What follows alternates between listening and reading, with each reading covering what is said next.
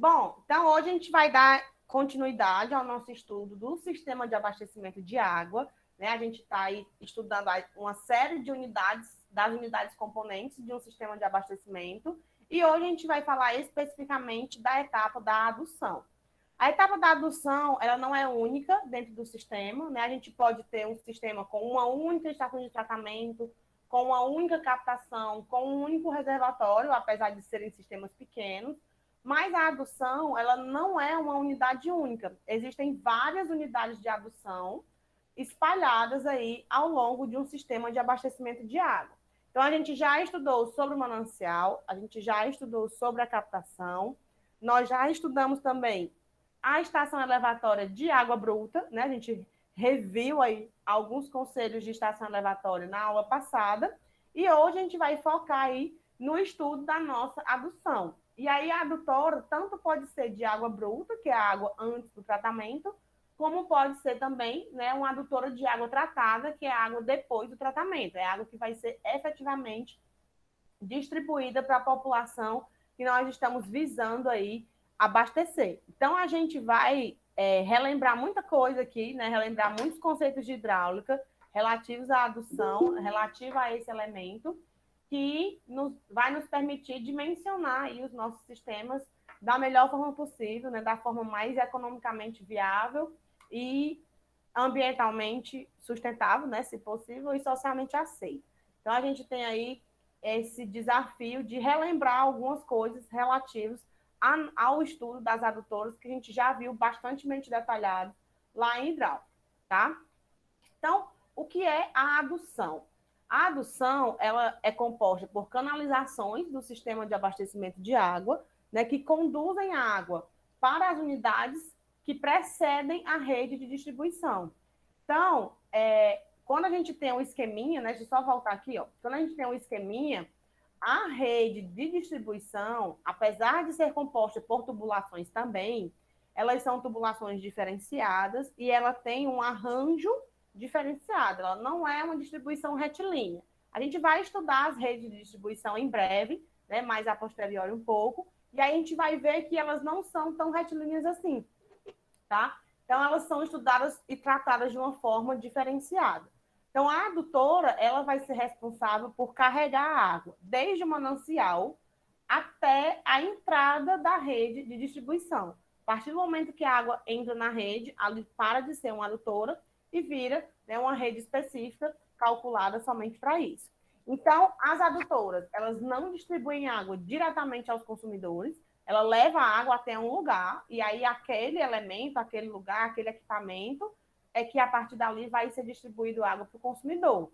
Tipo, não tenho um reservatório, não tenho um sistema de distribuição individualizado. Então, o que é que eu vou fazer? Eu vou levar água para um chafariz, digamos, na comunidade. A adutora vai até o chafariz, a pessoa vai lá e abre a torneira. Ou então a adutora abastece um reservatório e a partir do reservatório essa água é distribuída para a rede de distribuição. Então, nenhuma casa vai ser ligada diretamente a nenhum adutor, tá? Elas não distribuem águas diretamente para os consumidores.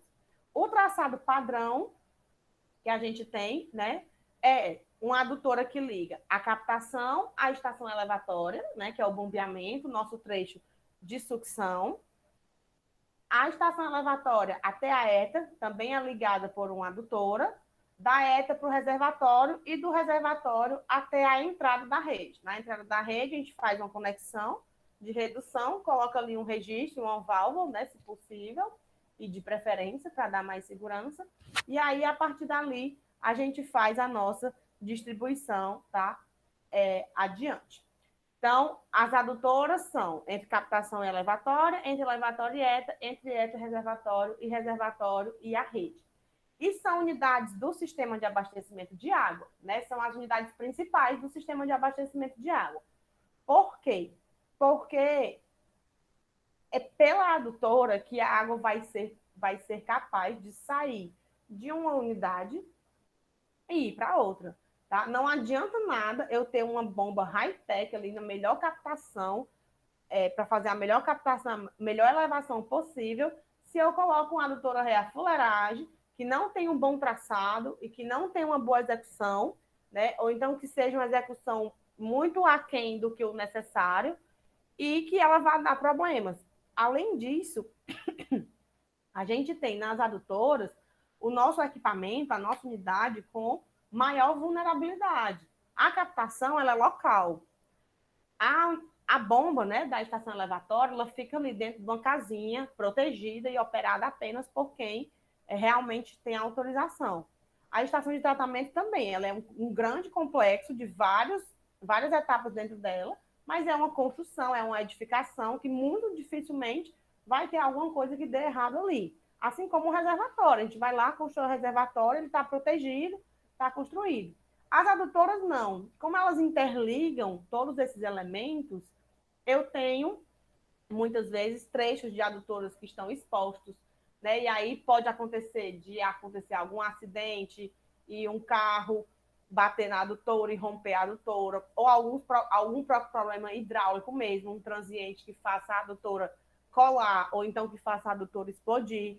E posso fazer um traçado inadequado, e aí não levei em consideração muito bem a topografia, né? E acabei passando a adutora por um ponto onde eu não tenho capacidade de vencer, e aí eu causo ali uma defasagem no meu abastecimento por causa disso.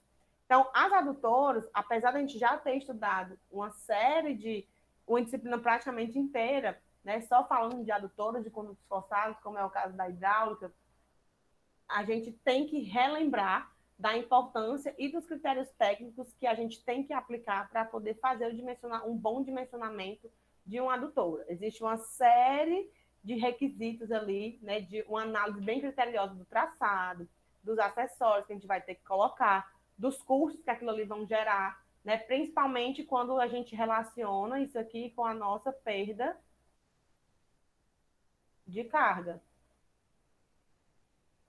Né? A gente sabe que a perda de carga ela é inversamente proporcional ao diâmetro da adutora. Então, às vezes, a gente quer fazer uma economia de palito e instalar uma adutora com um diâmetro menor para gastar menos, quando, na verdade, nem um tão longo prazo assim, a gente pode acabar tendo problemas de custos muito elevados, exatamente porque a gente tem um aumento progressivo aí da perda de carga à medida que nós vamos utilizando o material. Então, são unidades, né? Não vou dizer que é uma unidade, porque é uma série de unidades muito importante para o sistema e que tem que ser muito bem dimensionada e muito bem analisada antes da gente instalar. Então, eu vou aqui relembrar, né, a classificação das nossas adutoras. Elas podem ser classificadas quanto à natureza da água transportada, em adutora de água bruta ou adutora de água tratada. Elas podem ser classificadas também quanto à energia, né, para a movimentação para a água, que aí ela pode ser a adutora por gravidade, a adutora por recalque, né, que é o uso de uma bomba, aqui é quando a gente precisa utilizar uma bomba, ou uma adutora mista, que é quando eu tenho um trecho recalcado e um trecho por gravidade. O trecho recalcado não é recalque do batom da coleguinha, não, tá? É porque a gente utiliza uma energia adicional ali ofertada por uma bomba. No caso da adutora de água bruta, né, a tubulação é a tubulação que transporta água sem tratamento nenhum, né, da captação até a estação de tratamento. Normalmente são adutoras mais robustas, tá, que tem ali uma água menos refinada, digamos assim, né, porque a água depois que ela sai do tratamento, ela tem uma grande diferença da água que vem diretamente lá do manancial. E depende mesmo, principalmente, né, dependendo do manancial que nós estamos captando. Então, quanto maior for o sistema, mais robustas vão ser as nossas tubulações que vão captar água bruta, porque maior vai ser a nossa vazão de produção. E a robustez da adutora, ela é função da vazão. Nessa foto aí, a gente tem a adutora, né, de água bruta do sistema de interligação do Rio Tietê ao reservatório de Jundiaí, que passa por Biritiba, em São Paulo, né? E é uma adutora de responsabilidade da CAGES, tá bom? Aí aqui eu trouxe algumas informações a respeito desse empreendimento, para vocês verem qual é a ordem de grandeza que a gente está lidando aqui, né? Essa obra é uma obra antiga, ela foi finalizada em 96, né? Então, assim, se a gente for trazer para hoje, a gente consegue ter mais ou menos uma noção. Então, ó, empreendimento é o projeto básico, né, da adutora de água bruta do sistema do Rio Tietê, ao reservatório de Jundiaí. Então, São Paulo tem uma série de reservatórios, uma série de sistemas integrados. A responsável por isso é a Sabesp, né, que é a Companhia de Saneamento Básico de São Paulo. Essa obra começou a ser instalada em julho de 96 e terminou em agosto. Foi um mês para construir essa adutora, tá bom? Foi rapidinho. O custo disso, em reais, na época, foi 135 milhões, né? 135 mil reais, né? 135.240. Se a gente for trazer isso para hoje, quanto é que está o dólar, hein? Eu acho que eu olhei hoje, não me esqueci. Dólar hoje. Dólar hoje está em 5,34 reais. Nossa! Né, aqui, ó, porque na época, em 96, o dólar e o real, eles eram bem próximos, né? Então, assim, o dólar era um e pouquinho. Então, ela foi cotada em dólar e executada em reais. Se a gente for trazer isso aqui para 2021, os 134 mil dólares, 134.594,87 vezes 5,34. A gente vai ter aí 718 mil reais. Cadê o MIT? 700. Fazendo uma conversão aqui bem grotesca, tá? 718.736,61 reais. Então, saiu aí de 135 mil para 718 mil, quase R$ 1 milhão, né? Para executar uma adutora dessa. Então, assim, bem carinho, né? São obras que exigem muito recurso e que exigem uma perfeição muito grande na execução. Então, aqui nessa época, né, foi executado o projeto básico, incluindo arruamento, leito de córrego, intervenções, as atuais da época, e as que necessitavam de remanejamento, localização das descargas e ventosas, né, que são dispositivos de proteção e limpeza, na verdade, de limpeza e proteção, né? Descarga para limpeza, ventosa para proteção, a elaboração das especificações técnicas e quantificação dos materiais também e dos serviços executados para gerações futuras, né? Tudo isso foi feito pela Malbertec. Então, para vocês terem noção do custo que tem uma obra dessa, né? Cerca aí de 700, 800 mil reais. Esse é um trecho curto, eu não tenho a metragem dele, mas ele é um trecho só de captação, tá? Que liga aí a nossa captação até a estação de tratamento. É somente a adutora de água bruta. Na adutora de água tratada, né? Já a adutora de água tratada, ela é a tubulação, né, que transporta a água tratada da ETA em diante. Então, saiu da estação de tratamento, a adutora já é uma adutora de água tratada. Nessa foto aqui, né, são obras da construção da adutora de água tratada, que quando eu peguei a foto ainda estava em construção, que liga a estação de tratamento de água da Penha, né, a ETA Penha, até o reservatório no bairro Mariscal. Isso aqui não é Penha, não é Penha Rio de Janeiro, não, tá? É Penha Santa Catarina. Então, vai do bairro Santa Lídia ao reservatório no bairro Mariscal. E aí vocês podem ver, né, que é uma tubulação diferente, aqui é uma tubulação flexível, por isso essa conexão aqui diferente. Isso aqui é uma solda no tubo de PAD, né, que é uma união. A gente está juntando aqui dois pedaços dessa tubulação. É uma tubulação flexível que vai aqui por dentro da cidade, né? Vai aí pegando todo o arruamento, etc., do município. A vazão dela é de 70 litros por segundo. O investimento aqui, né? Isso aqui em 2020 estava sendo executado 9 milhões de reais. Aqui sim, né? 9 milhões de reais, tá? É uma adutora mais cara, porque é muito mais extensa também, com material diferenciado. A gente está em 2021, né? Então é normal a gente ter esse impacto aí dos valores. Mas isso aqui são valores de 2020. O material, como eu falei, é um PEAD, né? Que é um PVC, é um polietileno de alta densidade, é um tubo flexível e o diâmetro dela aí é de 315 milímetros. Então, É um adutor até razoavelmente robusto, né? 30 centímetros de diâmetro, né? Então, é bem interessante. No caso da adutora por gravidade, certo? Elas são aquelas adutoras que transportam a água de uma cota mais elevada para uma cota mais baixa.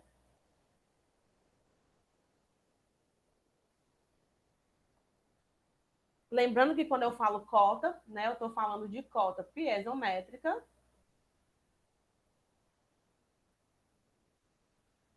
que a cota piezométrica, por sua vez, é o somatório da carga de pressão no ponto mais a carga de posição do ponto, né, que é a distância até um plano horizontal de referência ou a altitude. Então, sempre que a gente tiver escoamento por gravidade, que vai de um ponto a outro, ele só vai ser possível de acontecer se a cota piezométrica de montante for maior do que a cota piezométrica de jusante. Senão, a água não tem como ir de um lugar para outro.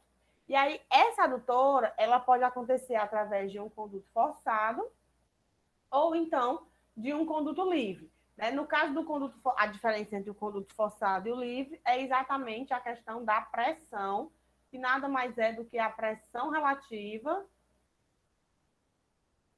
do ar, né, ali que está agindo na região do reservatório. Então, no conduto forçado, a água ela escoa preenchendo toda a seção, já cansei de falar isso, né?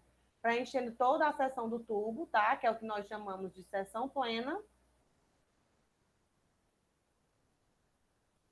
E aí o nosso escoamento ele acontece de forma pressurizada, tá? A gente vai ter aqui pressões internas maiores do que a pressão atmosférica.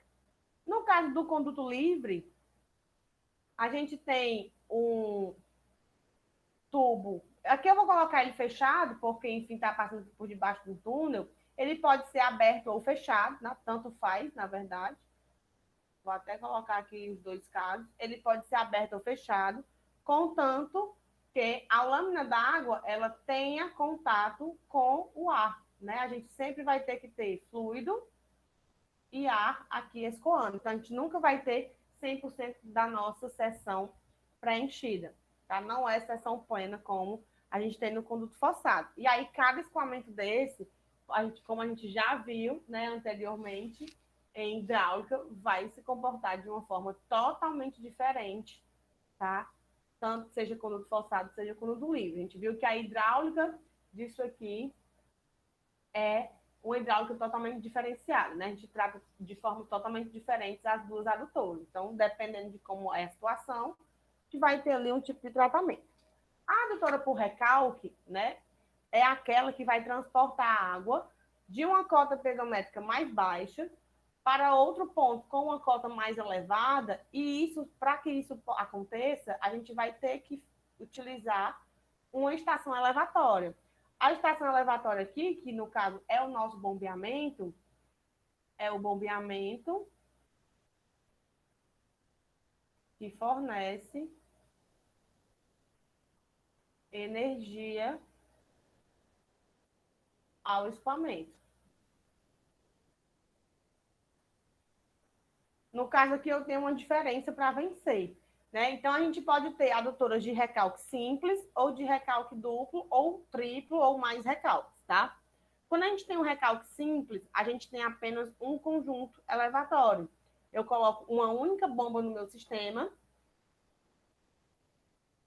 e essa bomba ela é robusta o suficiente para fornecer uma grande energia ao meu escoamento, e a partir daí esse escoamento acontecer, né, recalcar a água. Normalmente aqui a gente tem uma ETA, né, essa aqui eu posso ter um manancial, aqui eu tenho uma ETA, eu consigo recalcar essa água até o meu ponto alto de maneira satisfatória apenas com uma bomba.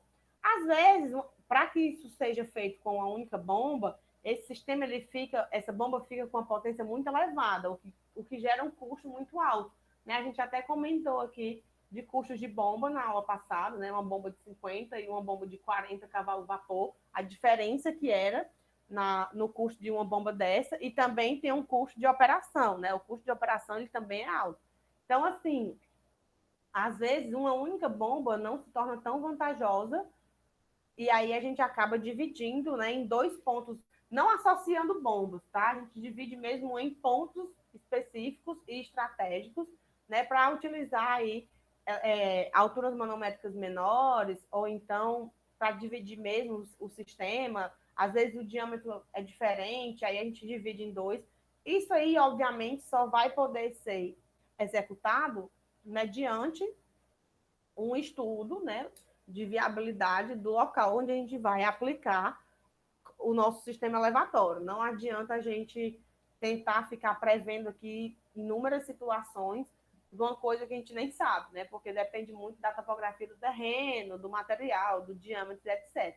Então, mas a gente pode ter um recalque simples ou um recalque duplo. E sempre que a gente tiver a necessidade de colocar uma bomba, né, um bombeamento, a gente vai chamar essa adutora de adutora por recalque. E aí a gente também pode ter o caso da junção, né, dos dois. Eu posso ter aqui um trecho com uma bomba, outro trecho com outra bomba, mas eu posso ter também, ó, aqui é um ponto alto, né? Esse aqui é um ponto alto. E aí esse meu trecho aqui, ó, para a água chegar bem aqui, sair da captação e ir até ele, eu preciso de um bombeamento. Então essa minha adutora, ela acontece aqui por recalque. A água chega aqui dentro do reservatório e passa aí para o outro reservatório por gravidade. Então, a gente tem um ponto alto, e aí a gente faz aqui um reservatório intermediário, reservatório intermediário. Então, eu armazeno água aqui e a partir daqui eu lanço por gravidade. Essa linha azul é a nossa linha piezométrica, né, do escoamento. Aqui eu coloquei ela constante, mas não obrigatoriamente, né? Eu só queria que vocês lembrassem que não obrigatoriamente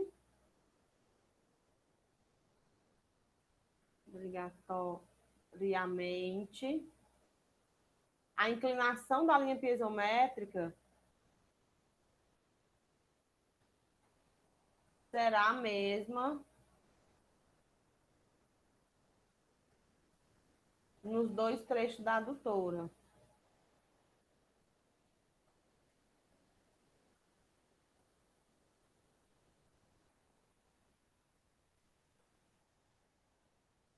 Vai depender do diâmetro, né? O que interfere diretamente na inclinação da linha piezométrica é o diâmetro da adutora, porque o diâmetro altera a área, que altera a velocidade, que altera a carga cinética e que altera também a nossa vazão. Né? Se a vazão mudar, a perda de carga muda, a perda de carga unitária muda, e se a perda de carga unitária por unidade de comprimento mudar, a inclinação da nossa linha piezométrica vai mudar, porque a perda de carga por unidade de comprimento, ela é numericamente igual, né, à inclinação da adutora, que é esse ângulo aqui.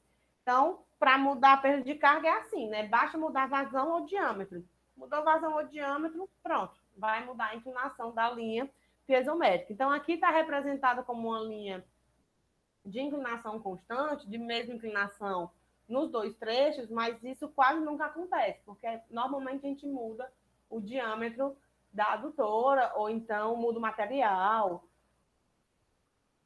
e etc. Né? E aí a gente acaba tendo aí essas divergências. E aí no trecho do recalque, para vencer o ponto alto, né? Para vencer o vão alto aqui, o ponto alto, é necessário o acréscimo de energia através. Vou botar aqui através da bomba, né? Através de um conjunto elevatório. Quanto ao período de funcionamento, né, da adução, a gente tem que a adutora por gravidade funciona, né, 24 horas por dia, e as adutoras por recalque, elas funcionam de 16 a 20 horas por dia, tá? Vai depender do sistema e da complexidade do sistema. Por que a adutora por recalque, ela não funciona 24 horas? Porque aqui, colega, tem uma coisa chamada custo de energia elétrica. que é cada vez mais caro, né? Então, se a gente deixar essa bomba ligada 24 horas por dia, além de não precisar, a gente vai estar gastando uma energia absurda e alguém paga essa conta, né? Essa conta ela vai para a fornecedora de para quem administra o sistema de abastecimento, né? E ela é repassada para a população aí, porque ela entra como um custo. Quanto aos materiais, né, que a gente mais utiliza na adutora, a gente tem materiais metálicos, como o aço, o ferro fundido, né, e materiais não metálicos também, como o polietileno de alta densidade e o próprio e polipropileno, né, que é o PE e o PP. A gente tem o PVC, a gente tem o concreto e nós temos também o poliéster reforçado, né, ou plástico reforçado com fibra de vidro, que é o PRFV. Então, a gente tem uma variedade de materiais não metálicos sendo desenvolvida, né, e sendo muito utilizados também em adutoras, principalmente o PVC. O PVC ainda é o queridinho aí de adutoras de pequeno porte, né? Depende, obviamente, do diâmetro disponível no mercado, mas o PVC e o PEAD, né, que é o polietileno ou polipropileno. Normalmente a gente utiliza mais o polietileno de alta densidade, PEAD. Eles estão vindo com muitas vantagens aí para o mercado e está aumentando muito o uso deles. Mas o PVC ainda é a grande dominatrix aí do mercado, principalmente brasileiro. Quanto aos tubos metálicos, né, a gente tem os tubos de aço, que possui aí maior resistência à pressão. Tá? Os tubos de aço, eles são muito caros e eles têm uma excelente resistência à pressão, tanto a pressão interna quanto a pressão externa. Eles são tubos mais maleáveis. Então, quando a gente tem situações onde a gente vai ter aí o risco, né, da ocorrência de um transiente, tudo, principalmente uma sobrepressão, a gente utiliza tubulações em aço, né, porque elas são mais flexíveis, mas isso não impede que aconteça a tragédia, não, tá? É só por questões mesmo que elas são tubulações mais resistentes, mas tudo tem um preço. Ela também, as tubulações de aço, também tem uma menor probabilidade de vazamentos.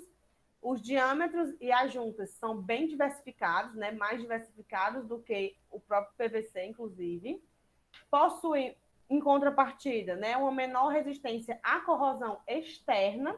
Então, ou a gente precisa fazer uma manutenção muito eficiente, né, e muito pontual, ou então a gente tem que usar algum tratamento precoce que evite aí que aconteça essa corrosão externa. Né, a gente vai necessitar de transporte, de cuidados com transporte e armazenamento por conta da dilatação térmica entre todos os materiais, né, que nós temos aí aplicados em adutora. Os materiais metálicos são os que mais sofrem com dilatação, né? Então, no armazenamento e no transporte, a gente tem que ter cuidado, porque eles dilatam. E a gente também tem o ferro fundido, né? No caso do ferro fundido, ele é muito resistente aos esforços de tração e muito resistente também aos impactos. Quando eu falo que o aço tem menor probabilidade de vazamento, que tem diâmetro de junta diversificado, né, e menor resistência à corrosão externa, eu estou falando relacionado aí ao ferro fundido, tá? Que também é uma tubulação muito aplicada. E tubulações metálicas são campeãs em aplicações de adutoras com grandes diâmetros, né? Principalmente diâmetros acima de 1.000 milímetros. A gente tem tubulações de concreto, né? Mas entre concreto e aço, né? Concreto e tubos metálicos, a gente tem uma aplicação muito grande dos tubos metálicos, tá bom? A tubulação de concreto está vindo agora, né? Porque a gente tem um controle de fabricação um pouco melhor. Mas as tubulações metálicas.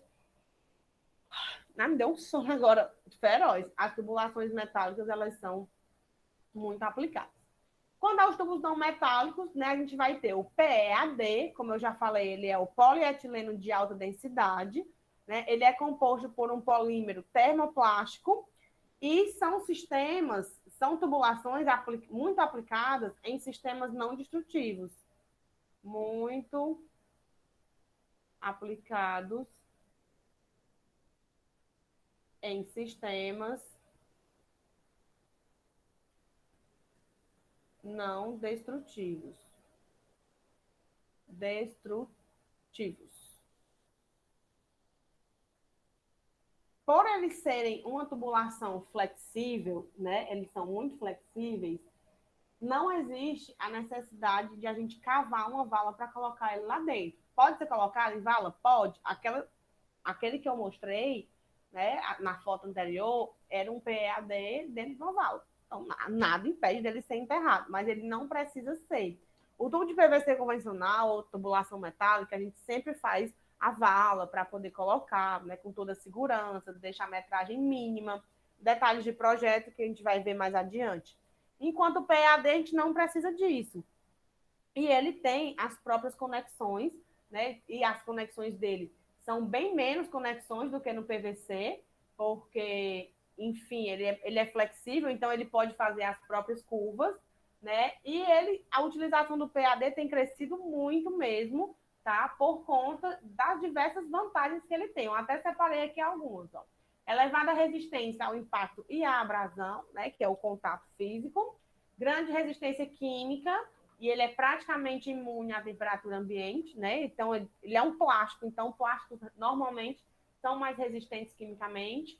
Ele é atóxico, né? Então, assim, para transporte de água potável, ele é muito bom. Por isso que aquela adutora de água tratada estava sendo transportada num PEAD, porque eles possuem maior diâmetro do que o tubo de PVC normal, e ele é indicado para transporte de água potável. Ele é impermeável, ele é muito flexível, né? Então ele pode ser fornecido tanto em bobina e ainda pode ser fornecido em bobina, né? O que diminui o número de peças no campo, não é aquele tubão esticado, ele pode ser enrolado. Ele é muito leve, é imune à corrosão química, né? E também corrosão galvânica, né? Que é elétrica, do processo de galvanização.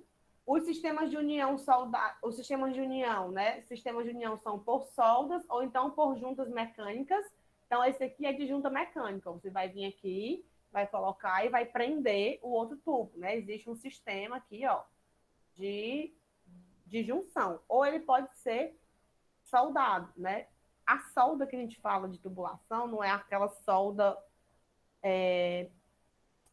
convencional, não. É tipo uma cola, tá? Eu não sei se vocês já tiveram acesso e já viram um tubinho de cola, que o nome é cola saudável, né? Cola saudável para PVC, que é uma colinha do cheirinho bem forte, que deixa a gente, inclusive, bem fora de si, né? Ele dá um cheiro bem forte, e depois que você cola, não sai de jeito nenhum. Acho que até aqui eu tenho um kit que é colado com solda. Não é PEAD, né? PVC convencional, mas eu quero só mostrar para vocês. Acho que eu já até mostrei, né, hidráulica, que não sai, tá? Depois que você coloca a solda, é tipo uma cola, dá para ver que aqui foi mal colocada, aí ela sobra mesmo. É uma cola que você coloca aqui, isso aqui é um pedaço de cano que não tem no mundo quem tire, só sai cortando, né? Ele fica colado ali eternamente. Aí nós temos também excelentes características hidráulicas, né? Tipo, o coeficiente de Hazen-Williams do PEAD é 150, é o mesmo do PVC, então a rugosidade dele é muito baixa. E um baixíssimo efeito de incrustação, que é a capacidade da sujeira se agregar nas paredes do tubo. Quando é colocado dentro de uma vala, né, exige uma menor largura de vala, tá? Ou seja, isso implica no menor custo de assentamento, recobrimento e capeamento, porque eu posso colocar a vala só onde vai caber o cano mesmo. O custo global da obra com isso diminui e a vida útil dele é de aproximadamente 50 anos, tá? Então, o PA dele é um material excelente.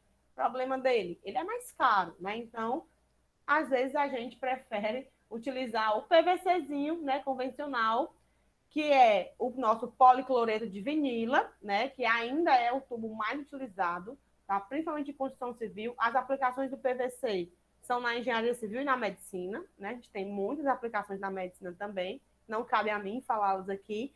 Mas quanto ao PVC, né, que é o nosso tubo mais utilizado, cerca de 66% da demanda do Brasil de PVC, ela é destinada exclusivamente para a construção civil, né? E aí ele não é só em tubo hidráulico, não, tá? Ele é utilizado também em tubulação elétrica, né? Às vezes em tubulação de ar-condicionado, eletroduto, forro também, né? A gente tem um forro de PVC, a gente tem janela, a gente tem portas hoje, né? Esquadrias de PVC. Então, ele é muito aplicado na construção civil como um todo, tá? E metade da produção de todo o PVC que é produzido no país, ele é direcionado a tubos, tá? Então, 66% da demanda é para a construção civil, e dentro dessa demanda, metade da produção do PVC vai somente para tubos. Então, ele ainda é o nosso reizinho, né? Ainda é o material mais difundido e mais utilizado aí para essas questões. Nós temos o PRFV, né? Que é o plástico reforçado com fibra de vidro, que ele é composto por uma matriz polimérica e com um reforço de fibra e uma fibra reforçada, né? Uma resina sintética reforçada com fibra de vidro. Tá certo? Então, ele também é muito eficiente, ele é utilizado para reforçar, ele é muito aplicado também, mas ele é um material bem mais caro, então ele normalmente é utilizado em obras mais nobres, tá? Diferente do PVC e do PAD, que já está começando a ficar ali popular. E nós temos nosso tubão, né, de concreto, também muito aplicado em obras, principalmente de galerias de drenagem. O concreto ele é mais aplicado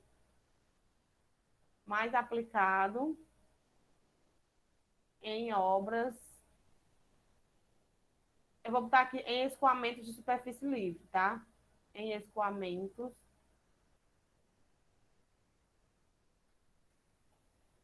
de superfície livre. Então, ele é muito utilizado em escoamento de superfície livre. É muito comum a gente ver galerias de drenagem em concreto pré-moldado. Aumentou bastante, né? E porque a galeria drenante, ela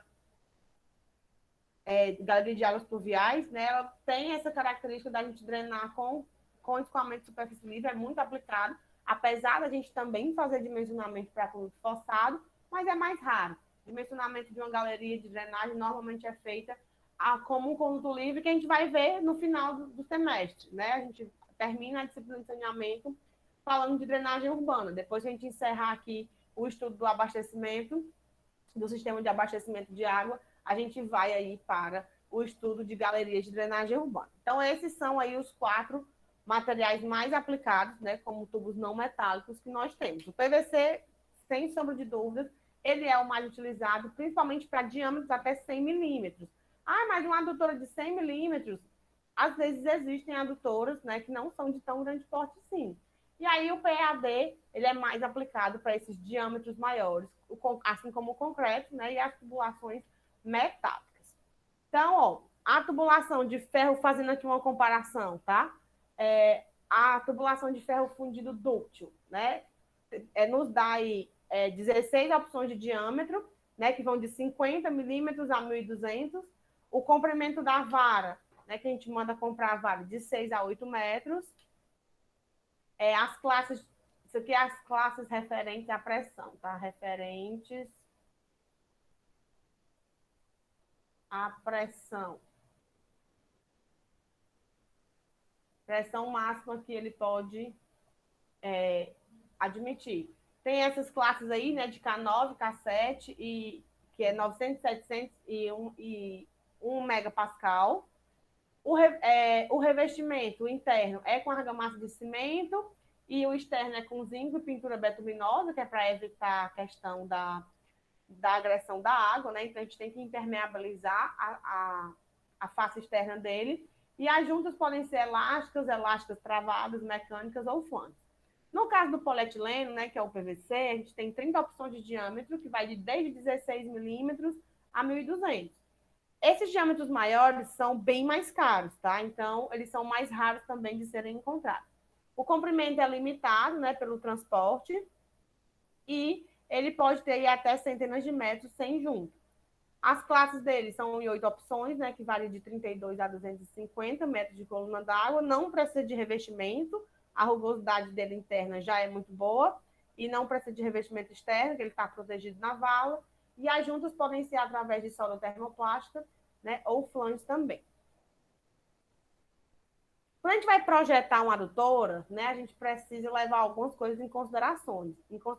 Eu queria só fazer uma observação para vocês, Essa adutora aqui da foto é uma adutora que eu sou muito bairrista, né?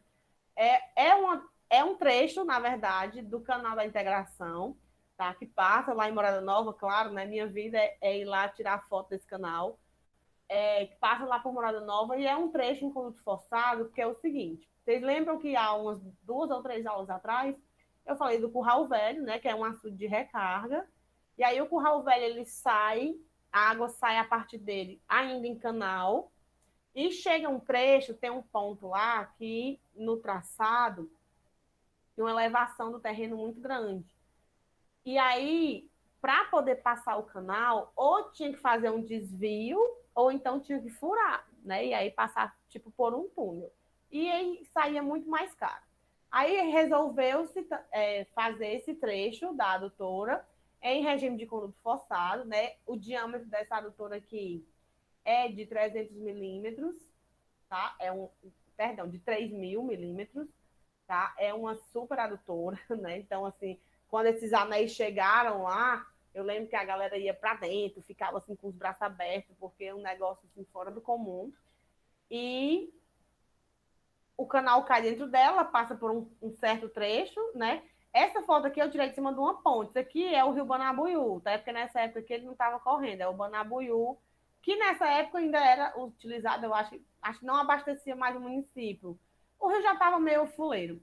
E aí aqui é a ponte do rio, daí isso aqui tudo passa água, tá? Aqui, essas fundações aqui, elas ficam submersas, esses pilares, que na verdade é a ancoragem da adutora, né, que é para poder prender a adutora, não deixar ela fazer nenhuma trepidação lateral. E aqui eu tirei da ponte, ela passa ao lado ali e faz ali alguns quilômetros de trecho, né, em conduto forçado até virar um canal novamente. É só um trecho mesmo, porque foi mais em conta fazer assim. E aí é bom porque varia um pouco, né? Então a gente tem que analisar o horizonte de projeto, né? Tem que ver quantos anos, qual é o meu período ali que eu quero garantir o abastecimento. Eu conto muito essa história quando eu trabalhei, né, com isso, com o projeto de sistema de abastecimento. Eu fiz o levantamento para um projeto uma vez e era uma comunidade pequenininha, tá? Eram poucas pessoas para serem abastecidas, um distrito, mas eu fiz um projeto com 20 anos, né? Com tempo de projeto de 20 anos, e aí dimensionei uma adutora com um diâmetro de 125 milímetros. Era uma adutora pequenininha, que era só para tirar água do canal da integração e jogar dentro da estação de tratamento. E eu fiz essa adutora, dimensionei tudo bonitinho, com esse diâmetro de 125 milímetros, e não foi possível executar porque meu chefe chegou para mim e disse assim, né? Meu chefe é a prefeitura, né? O responsável. Não, Paula, porque você colocou o diâmetro de 125 e aí eu não queria, eu queria fazer com diâmetro menor. Como é? Não tem como fazer com de 100 e tudo, blá, blá, blá. E ficou naquela. Aí eu dizendo que tem como, mas que eu queria colocar 125, porque ia dar um tempo de projeto maior e blá, blá, blá, toda aquela conversa de engenheiro para chefe, né? E aí, do nada, aí, não, é porque eu já mandei licitar o cano de 100, né? O tubo de 100. Aí eu disse, então tá explicado. Aí eu refiz todos os cálculos e com o diâmetro de 100 milímetros, o tempo de projeto caiu para 2 anos. Né? Então, assim, é sempre importante a gente fazer essas análises de tempo de horizonte de projeto e ver por quanto tempo a gente quer garantir o abastecimento daquela comunidade. Então, a gente tem que fazer algumas considerações sobre o traçado também, né? Muito importante a gente ver e fazer o levantamento topográfico. O cálculo das vazões, super importante, a gente já até viu isso, vamos rever aqui agora. O dimensionamento em si, que é calcular o diâmetro da adutora, né? Quando a gente diz que vai dimensionar uma adutora, se eu já tenho o traçado dela, eu preciso, então, dimensionar, que é encontrar o diâmetro. A hidráulica do funcionamento de uma adutora e também a operação e proteção. Né? Então, o projeto de adutoras, ele envolve tudo isso. A gente tem que saber analisar e realizar cada uma dessas etapas para poder o nosso projeto, para a nossa adutora funcionar perfeitamente. Então, quanto ao horizonte de projeto, né? O que é que envolve o horizonte de projeto? A vida útil da obra, quanto tempo eu quero que aquela obra funcione, eu quero garantir o funcionamento daquela obra. Então, normalmente, para grandes projetos, a gente utiliza essa faixa de 20, 25 anos para não encarecer muito a execução, né? E para garantir um bom, porque são obras cansativas, né? Que você quebra a cidade inteira para fazer um saneamento. E a doutora nem tanto, né? Que a distribuição é bem tranquila, mas a gente sempre tem que ter esse cuidado aí, porque senão pode dar alguma coisa errada. A evolução da demanda da água, né? Que isso aqui é o crescimento, é decorrente do crescimento populacional. Crescimento populacional. Aí a gente tem o custo da obra, que tem que ser muito bem dimensionado para evitar que tenhamos problemas, né? O custo de funcionamento também, porque não é só instalar, o funcionamento ele tem que ser garantido. E a flexibilidade de ampliação do sistema. Isso tudo tem que ser analisado. Eu trouxe aqui uma foto do mapa do Ceará, que é exatamente para a gente fazer uma rápida análise aqui do quão importante é a gente observar isso, né, a longo prazo. Esse trechinho azul aqui é o Eixão das Águas, né, que é o nosso canal da integração, que vai aqui do Castanhão até Fortaleza, e tem também a interligação aqui passando pelo Oroz, porque aqui não está, né, o mapinha antigo, pelo Oroz e vindo aqui do Salgado, né, ramal do Salgado, ó, tarará, esse aqui é o Eixão das Águas, né, que na verdade aqui a água corre natural, né, tem um rio. Tem um rio, o rio Jaguaribe que corre aqui, o rio Oroz, né? Que corre aqui, o rio Salgado, perdão, que corre, né? E aí leva a água naturalmente. Por isso que não tem. Isso aqui é só de obras de infraestrutura de engenharia. Esse trecho aqui que estava verde ainda, como eu disse, o mapa é antigo, era o eixo, né, do canal da transposição do São Francisco, que chegou, né, aqui no Ceará. Então, hoje ele está em azul, já, porque ele já está pronto, já está abastecendo o Ceará aqui em Jati, né, a água já chegou e já está jogando água dentro do Salgado. Inclusive, a água do São Francisco já está dentro do Açude de Castanhão. Esse trecho em azul aqui é o início do projeto do Cinturão das Águas, né, que foi um projeto que ficou aqui por muito tempo, que a ideia era interligar o Ceará, assim, ó, fazer, né, o abastecimento através, fechando o estado, através de canais que garantissem o abastecimento, principalmente aqui no Inhamuns, né, que é a parte mais árida do nosso estado, a parte mais castigada. E essas áreas todas em vermelho são do projeto Malha d'Água. O projeto Malha d'Água, ele é mais recente, ele é do governo do Camilo para cá, ele foi desenvolvido, né? Não é nem falando de política, não, é só o marco mesmo que eu tenho. Ele é pós-era Cid Gomes e começou a ser desenvolvido e implantado no governo do Camilo, que eu não sei quando começou, para ser bem sincera. 2018 foi o segundo mandato, 2014, né? Então, de 2014 para cá, um projeto mais novo, que já vinha sendo pensado, mas ele está sendo efetivamente implantado desde então. E ele consiste em a gente pegar e tratar problemas pontualmente, tá? Todos esses bracinhos vermelhos aqui são adutoras emergenciais que captam água dos açudes locais, né, dos reservatórios locais, e leva essa água para os locais onde estão mais necessitados. O que é isso aqui? Isso aqui é estudo. Isso aqui é garantir que qualquer pessoa que esteja aqui a um certo raio de distância de um reservatório significativo, né? Então, a gente tem o Banabuiú, que faz isso, aqui o Figueiredo, né? Que são reservatórios maiores, do próprio Oroz, do próprio Castanhão também, né? Aqui a gente tem o Edson Queiroz, o Araras. O açude Araras é um açude super conhecido, né, no estado. O açude Fronteiras, né, que já é próximo ao Piauí. Então, a gente tem vários reservatórios. O Pentecoste, né, que é responsável pelo abastecimento do município. O General Sampaio, que são reservatórios de grande porte e que, a partir deles, são retiradas adutoras e a água é levada, né, até um ponto ali de retirada. E aí tem as ramificações. Mas é uma ideia, não é uma tentativa, é uma execução, né, de se expandir o sistema hídrico do Estado, que a gente tem muito problema aqui, principalmente com armazenamento. Né? E de 2012 para cá piorou muito a nossa situação. Piorou mesmo real. Né? A seca de 2011, 12, 13, 14 foram bem cruéis aqui no Estado. Aí está começando a melhorar, mas a mudança climática já está meio que irreversível. Então a gente tem que caminhar mesmo aí para aprender a situar, né, com a nossa nova situação. Detalhes, agora vai como, né? Detalhes do projeto Malha d'Água vocês acham no site do governo, né? Projetos, extensão, etc. Mas é uma coisa bem legal que traz muito, né, ao que a gente está estudando aqui. Quanto ao traçado da adutora, ele se dá em função, né, das características topográficas. Gente, a topografia do terreno é tudo, né? Tudo mesmo, assim.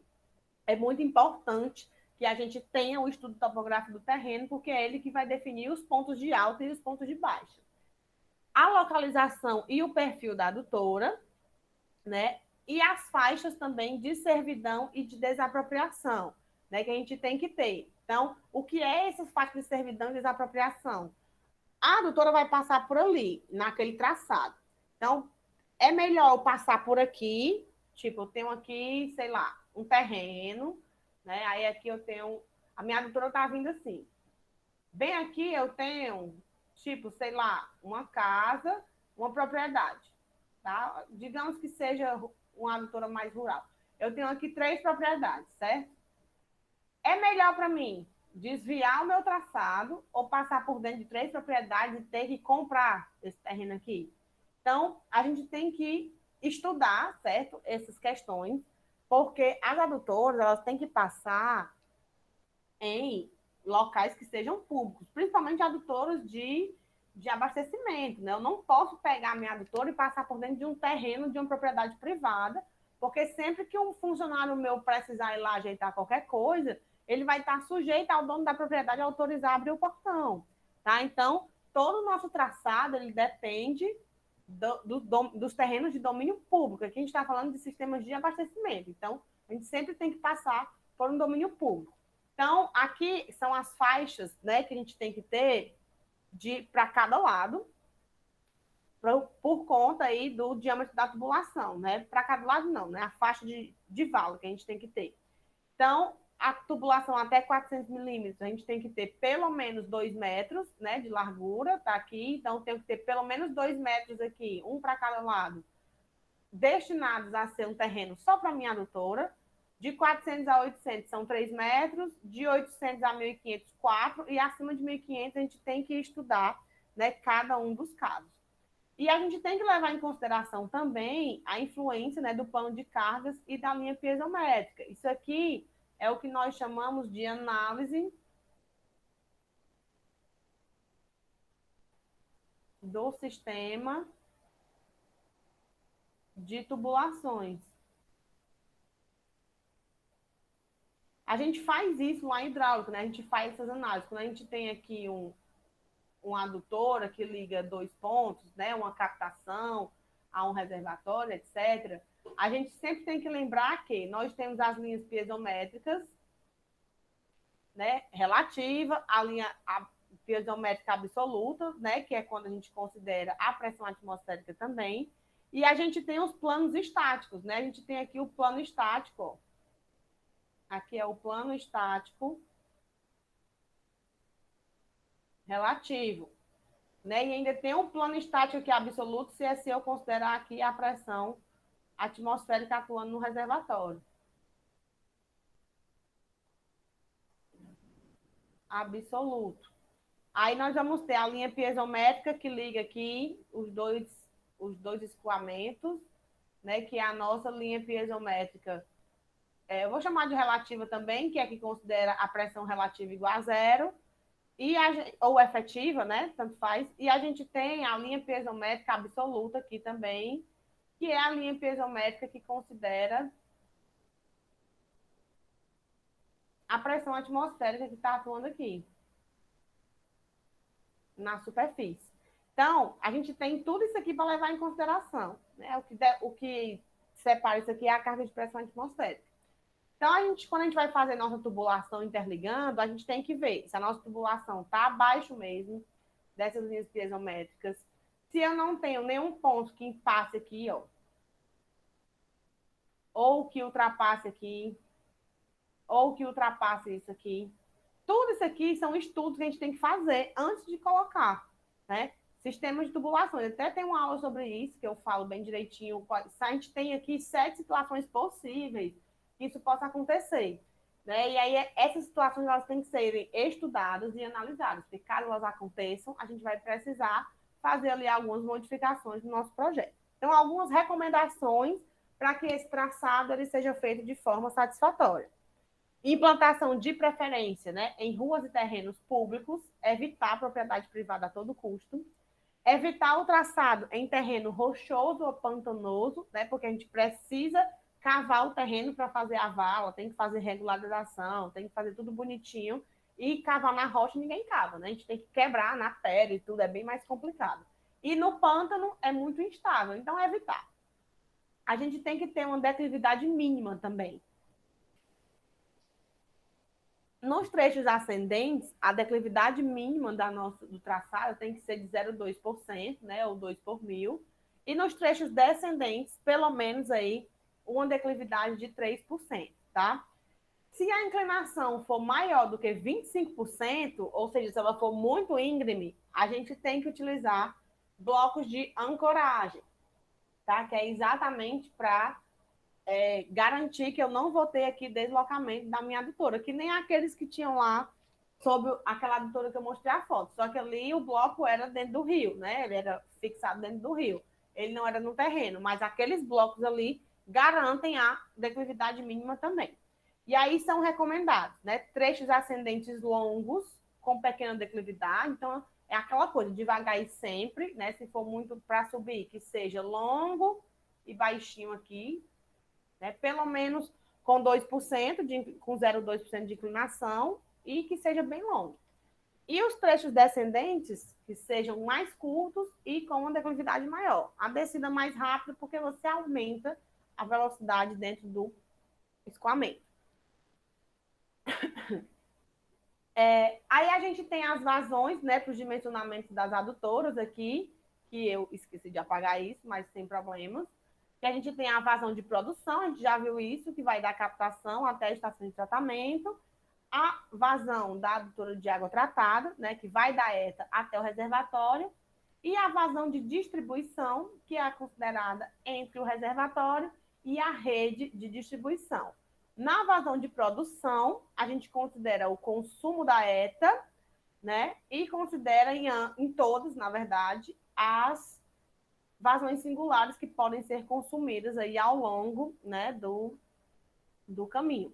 Então, vazão de produção é a vazão média anual, né, que é a população, vezes o consumo per capita dividido por 86.400, vezes o coeficiente do dia de maior consumo, vezes 24 dividido por T, que é o período de funcionamento, aqui a taxa de consumo na ETA e a vazão singular.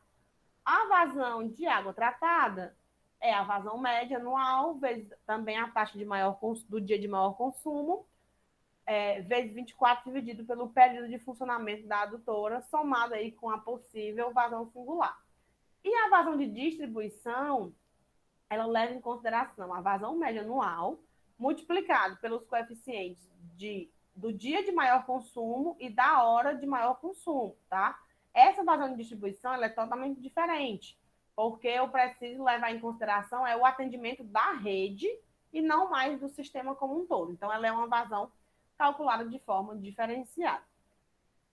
Para a gente mencionar, né, se a adutora ela for por gravidade e funcionar como um conduto forçado, o escoamento ele tem que acontecer do nível mais alto para o nível mais baixo, né? A energia disponível para que haja escoamento nesse sistema vai ser a diferença entre as cotas. Então, se eu tenho aqui uma diferença de 12 metros, o máximo que eu posso gastar no meu escoamento são esses 12 metros, de preferência menos, né, para garantir e dar uma folga.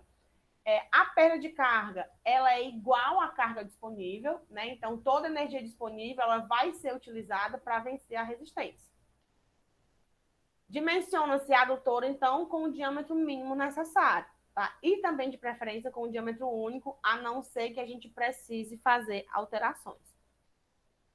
Verificar, né? É necessário verificar a velocidade mínima e a máxima, e aí depende da qualidade da água. Se a água tiver suspensão fina, a velocidade mínima tem que ser de 0,3 metros por segundo. Se tiver areia fina, a velocidade mínima é de 0,45, e se tiver muita matéria orgânica, no mínimo 0,6. Por que isso? Porque à medida que a gente vai aumentando a velocidade, os sólidos ali, né, que são mais pesados, não conseguem aumentar a velocidade da partícula de fluido e aí vai facilitando o separo, né? Então, essa velocidade, a velocidade máxima, ela depende de diversos fatores, né? Pela literatura, para diversos materiais, a gente pode adotar de 4 a 6 metros por segundo. Se a gente considerar apenas os aspectos técnicos e econômicos, a gente limita em 3 metros por segundo, tá? E um autor muito famoso, né? Autores muito famosos, na verdade, que são Ray e sua turma, né? Et al., em 96 estabeleceram a velocidade máxima de 1,5 metro por segundo. Normalmente, a gente deixa a velocidade máxima entre 1,5 e 3, tá? A gente não ultrapassa muito 3 metros por segundo, não, porque senão fica um escoamento muito turbulento e aí pode causar outros problemas dentro da tubulação. Se a adutora for por gravidade e funcionar como um conduto livre, o escoamento ele também acontece, né, do nível mais alto para o mais baixo. Se as condições, só vai acontecer se as condições topográficas forem favoráveis e o dimensionamento ele é feito em função da declividade do terreno disponível. A preferência para cá é utilizar a fórmula de Chese, né, que diz que a velocidade é igual ao C, que é a constante de Chese, né, vezes a raiz do raio hidráulico vezes a declividade. Lembrando, né, que isso aqui é o coeficiente, eu falei constante, né, é o coeficiente de Chese, e isso aqui é o nosso raio hidráulico da seção, né, que raio hidráulico é a área molhada sobre o perímetro molhado. Então, aqui tem as velocidades máximas para cada um dos materiais funcionando em regime de escoamento de conduto livre. Alvenaria 2,5, rocha 2,5, rocha compactada 4 e concreto 5 metros por segundo. Daí, a alta demanda para a utilização de concreto, né, em adutoras por conduto livre, porque permite velocidades maiores. Na adutora por recalque, né, a gente tem que ter os seguintes dados conhecidos: a vazão de adução, o comprimento da adutora, que vem do terreno, o desnível a ser vencido, né, porque aqui a gente vai ter o escoamento indo da cota mais baixa para a cota mais alta, então a gente tem que conhecer a altura geométrica, o desnível geométrico, o material da adutora também, e a gente dimensiona o diâmetro da adutora que proporcione o menor custo, né, o menor custo possível. Então, a gente vai ter o gráfico aqui do diâmetro pelo custo, né, da adutora. A curva em verde é o custo do conjunto elevatório e de energia elétrica. Então, quanto maior o diâmetro, percebam aqui que quanto maior o diâmetro, menor é o meu custo do conjunto elevatório, tá? E de energia. A curva azul é o custo de aquisição e de assentamento da tubulação. Então, o verde é o que nós chamamos de custo de operação. O azul é o que nós chamamos de custo de instalação. A gente viu isso lá em hidráulica também. E o vermelho é o que nós chamamos de custo total. E a gente sabe que o custo total ele é o custo de operação, né? Vou botar aqui o custo de instalação, que eu vou chamar custo da adutora, mais o custo de operação, tá? É a soma dos dois, ó. O custo total é isso aqui. Então, quanto maior for o diâmetro, maior é o custo da nossa instalação. Porque é óbvio, né? Porque a gente gasta mais aí, o diâmetro é maior, tem mais material ali, o transporte tem que ser diferenciado e etc. Então, o custo total, ele vai ser a soma desses dois custos. E aí vai funcionar assim. A gente vai dimensionar vai dimensionar a adutora pelo diâmetro que nos proporcione o menor custo possível. Daí eu escolho aqui o diâmetro e vou pelo menor custo. Lembram que a gente fez o diâmetro o dimensionamento do diâmetro pelo diâmetro comercial, né? Que eu até trouxe uma tabela para vocês lá em hidráulico, né? Faz um tempo. A gente faz lá o cálculo bem direitinho do custo bruto, etc. Né? Soma todo mundo, procura o menor custo, e aí esse vai ser o diâmetro que a gente vai aplicar. E também, né, sempre o menor diâmetro, porque dá um menor custo e dá também uma menor diâmetro, não, sempre o diâmetro relacionado com o menor custo, porque a gente tem que levar aqui em consideração várias coisas, né? Ah, sim, aqui tinha o nome, né? Custo total. Para o dimensionamento, né, desses adutores, a gente considera, em geral, que o escoamento acontece em regime permanente uniforme. A gente vai conseguir dimensionar vários adutores com isso. Equações gerais. Equação da continuidade, né? Vazão é velocidade vezes a área. Equação de energia, que é a equação de Bernoulli. Nós aplicamos bastante também, né? E aí aqui a gente tem um nível de referência, né? A hidráulica do negócio. A trajetória da nossa adutora, a carga de pressão, a linha piezométrica somada com a carga de energia, a gente tem... Opa, aqui eu pensei que eu tinha colocado os nomes. Aqui é o nosso plano horizontal de referência. Quando eu coloco as cotas topográficas, a gente tem a nossa trajetória. Trajetória. Se a gente somar a carga de pressão, a nossa trajetória, temos o que nós chamamos de linha piezométrica. Somando a carga de velocidade ou carga cinética, é a nossa linha de energia. Essa linha aqui, pontilhado de cima, é o nosso plano estático. E essa diferença aqui é a perda de carga entre os pontos, que é a nossa perda de carga disponível no sistema, que vai ser aproveitada para o dimensionamento das nossas adutoras. Então, no cálculo da perda de carga, para condutos livres, né, a gente utiliza a equação de Chese, né, que está aqui a velocidade, e aí a velocidade ela é igual a 1 sobre n, né, que é o coeficiente de Manning, vezes o raio hidráulico elevado a 2/3, vezes i elevado ao meio, raiz da declividade. Declividade, raio hidráulico. Aqui eu trouxe alguns exemplos do número de Manning para alguns materiais. Né, cerâmico, concreto, ferro fundido, 0,13, ferro fundido com revestimento 0,012, cimento de amianto, aço soldado, poliéster, polietileno 0,11 e o PVC 0,10. Tá? A gente tem aí essa equação para a gente calcular, né, através da velocidade. A perda de carga contínua em condutos forçados, nós utilizamos a equação universal, que pode ser calculada através da fórmula de Darcy-Weisbach, né, que é a nossa equação universal, que pode ser descrita em termos da velocidade ou termos da vazão. Isso aqui é a equação universal para condutos forçados,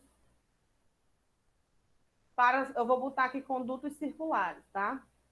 Condutos circulares, que já é exatamente substituindo aqui a velocidade ao quadrado, né, a velocidade por vazão sobre área. Né? E aí a gente chega nessa constante. E aí é válido lembrar que a gente precisa calcular esse príncipe aqui, né? Nosso fator de atrito. Eu não coloquei aqui a fórmula, mas eu coloco aqui agora. O cálculo do fator de atrito,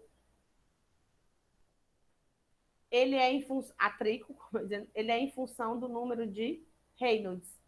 Né? O Reynolds, que é 4 vezes a vazão sobre π vezes o diâmetro vezes a viscosidade da água.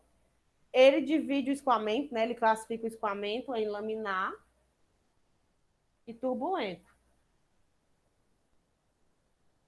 Turbulento. Quando o escoamento é laminar, o fator de atrito, ele é calculado por 64 dividido por Reynolds. Porque o fator de atrito ele é função da rugosidade relativa e do número de Reynolds, tá?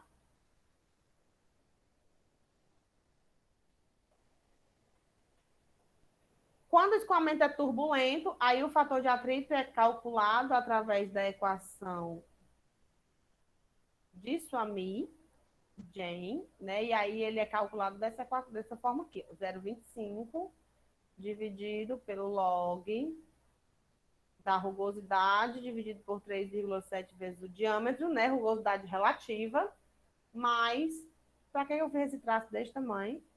5,74 dividido por Reynolds elevado a 0,9. Isso aqui tudo ao quadrado. Essa é a equação do fator de atrito quando a gente tem um regime de escoamento turbulento. E aí, quando a gente conhece tudo, é muito fácil. É só vir aqui, né, e colocar. Quando a gente não conhece nada, aí a gente tem que utilizar muitas vezes, né, o método iterativo para que a gente consiga calcular isso aqui. Mas a gente já viu como fazer isso também, eu só estou relembrando, tá? Aqui a equação é empírica, né? Equação de Hazen-Williams, que é uma equação empírica, é uma equação mais simples para se aplicar. A gente já viu também um campo de aplicação dela, né? Quando a gente tem diâmetros para diâmetros maiores do que 100 milímetros ou 4 polegadas. E aí a gente tem que a perda de carga por unidade de comprimento é dada por isso aqui, onde o C é o coeficiente de Hazen-Williams também tabelado, né? Aqui tem um material, ele novo, ele usado em 10 e em 20 anos, tá? Só para de alguns materiais, né? Só para vocês terem aí como consulta. Aqui é a perda de carga localizada, né? Que a gente pode calcular utilizando o método do K, que é o método geral. A gente soma isso aqui, onde cada conexão vai dar uma perda de carga localizada, e aí essa conexão tem um valor, e a gente soma e acrescenta no somatório da perda de carga. Pode ser calculada também através do método do comprimento equivalente, que a gente também já viu isso, que é o método do comprimento equivalente. É um comprimento virtual que a gente vai calcular, que seria um comprimento que a nossa tubulação teria caso não tivéssemos nenhuma conexão e para que a gente tivesse a mesma perda de carga que aquelas conexões geram. E aí ele pode ser calculado através da equação de cada peça ou de tabelas que são montadas com base nessas equações, mas que são mais fáceis de encontrar. Né? E aí, dependendo da peça, a gente tem aí uma série de tabelas para materiais metálicos, para materiais não metálicos e etc. Só para a gente finalizar, né, a gente vai conversar aqui um pouco sobre a operação e a manutenção de adutores, tá? A gente tem algumas condições operacionais. A condição normal de funcionamento dela é a que está prevista no projeto. O projeto foi feito, foi previsto tudo, e ela vai funcionar na condição normal. Condição emergencial é quando existe uma falha operacional nos dispositivos, e a condição catastrófica é quando acontece um acidente operacional. Tipo, a falha operacional de dispositivos é uma bomba queimar e a gente precisar de uma substituição, é um golpe de ariete que estourou ali, né? Uma coisinha, e aí a gente vai lá e faz uma substituição rápida. O acidente operacional é quando acontece uma coisa inesperada, uma catástrofe, tipo, um carro capotou, um ônibus capotou, caiu por cima da adutora, rompeu a adutora, e aí foi aquela coisa toda, né? São essas coisas mais catastróficas mesmo. O correto é a gente projetar e ficar ali, o correto assim, né? O comum é a gente ter a condição normal de funcionamento, no máximo a emergencial. A catastrófica já é um pouco mais complicada. O enchimento da adutora, né, ele tem que acontecer para quando ela vai começar a funcionar. A gente não pode ligar de uma vez e vai dar teus pulos aí. Não, tá? Existe uma condição para esse enchimento. A gente tem que expulsar todo o ar de dentro, né, que é o que a gente chama de escorvar a adutora. E aí essa expulsão ela acontece de forma gradativa e a gente vai enchendo gradativamente até ela estar toda completa. A velocidade média do enchimento de um adutor é de 0,3 metros por segundo. Passos de formiga, né? E a gente utiliza ventosas, né, que são válvulas para expulsão de ar aí no corpo da adutora. A remoção mecânica do ar, né, ela acontece através de ventosas, que são essas válvulas que expulsam. O dimensionamento das ventosas, né, para vazão lenta de enchimento, que é aproximadamente ali 0,3, a vazão de entrada de água ela é igual à vazão de saída do ar. Né? Então, a gente pensa nisso. Quais são os tipos de válvula, né, de expulsão de ar? Ventosa simples, a ventosa dupla, de pequeno e grande orifício, e a válvula de admissão de ar. Tá?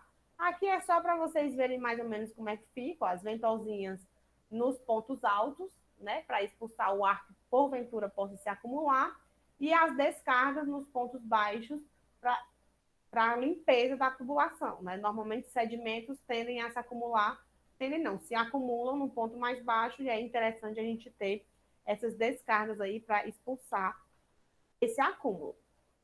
Como é que o ar entra na tubulação? Né?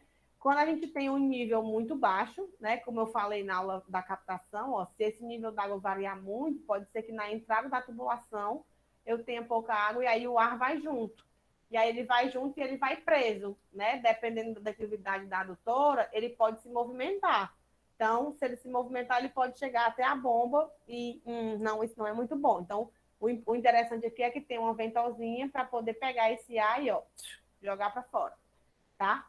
A gente pode ter uma descarga superior, né, com introdução de ar, que é quando a gente tem, que eu falei, esses escoamentos muito turbulentos, e aí bolhas de ar entram na tubulação e vão direto para dentro da bomba, ou a formação de vórtices, né, que são tipo redemoinhos, que é quando a gente não tem a submergência necessária. Submergência, ela não é a suficiente, né, ela não é igual à mínima, e aí a gente acaba que se forma ali, tipo um redemoinhozinho, ó, que é isso aqui, ó. O vórtice é isso aqui, ó. E aí ele leva o ar para dentro da tubulação. As consequências, né, do acúmulo de ar na adutora, a gente tem um acréscimo na perda de carga, que pode levar à paralisação. A gente tem o emulsionamento da água, né, que fica aquela água muito aerada, tipo emulsificada. E isso aí para tratar não é tão legal. As dificuldades operacionais dos filtros também, diminuição na eficácia das bombas, podendo até chegar ao colapso, né? E a corrosão nas tubulações e podendo chegar até a paralisação total do escoamento, ocasionada aí pela existência de ar confinado nos pontos altos, né? A gente tem aqui um ponto alto, ó, e aí quando a água vem com muitas bolhas de ar, elas vão se aglutinando e elas ficam aqui, ó.